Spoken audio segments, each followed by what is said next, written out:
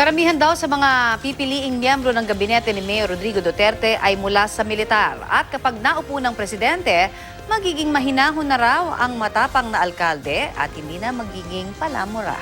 Balitang hatid ni Tina Panganiban Perez.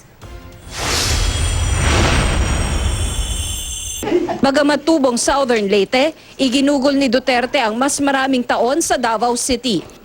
Siya ang ituturing na unang pangulo galing Mindanao. Malaking bagay para sa lupang pangako na madalas kapos sa representasyon sa gobyerno. Bago siya, si dating Vice President Emmanuel Pelaez na ang pinakamataas na leader sa bansa mula sa Mindanao. Ngayong magiging pangulo, hinarap ni Duterte ang mga puna sa kanya, lalo noong kampanya. Kabilang ang pagmumura at mga pahayag na nakakainsulto sa ilan. Mas sanitize na ba daw yung mouth karon ng presidente? In whispers. Tang is an orange drink, which is healthy for everybody. Anak ng wedding, well, of course, I have to control my mouth. Just an example, facing the ambassador. Ayaw ko tumindig niya, sipain kita. I cannot be bastos because I'm speaking for our country.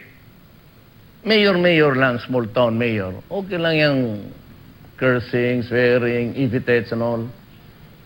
You're only mayor dyan, hindi naman mapansin yan. But if you are the president of the country, surely you have to be prim and proper. May sulyap na rin sa kanyang foreign policy, partikular sa mga teritoryo natin sa West Philippine Sea na inaangkin din ng China. Bukas siya noon sa pakikipag-usap lang sa China na walang nakikialam na ibang bansa o bilateral talks na siya rin gusto ng China. Sabi naman niya ngayon, This is how it is. America, maybe Japan and Australia want a multilateral roundtable discussion of the issue. We will agree to a multilateral participate if there is one coming. pagdating sa priority bills, nakalista na ang Freedom of Information Bill na magbibigay access sa lahat sa mga transaksyon ng gobyerno. Kung ayaw ng Congress, I will start with the, progressively. Para walang chat-chat, walang yak-yak.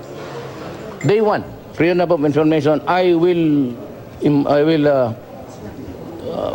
impose it on my department, the executive department. Unahan ko na. I will issue a executive order. All, hindi na kailangan batas. Lahat. And media and everybody is welcome to dig into the papers. Nabanggit din ng kampo ni Duterte na magkakaroon ng liquor ban nationwide paglagpas ng hating gabi, pati na ang curfew sa mga menor de edad.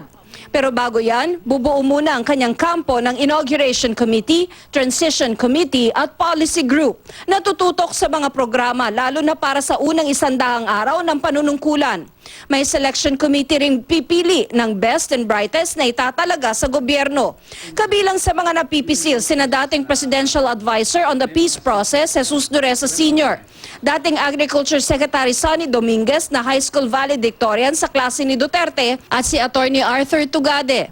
Karamihan daw sa mga kukunin niya mula sa militar. I need men na pag sinabi mo yan kaagad. Mula sa Davao City, Tina Panganiban Perez, GMA News.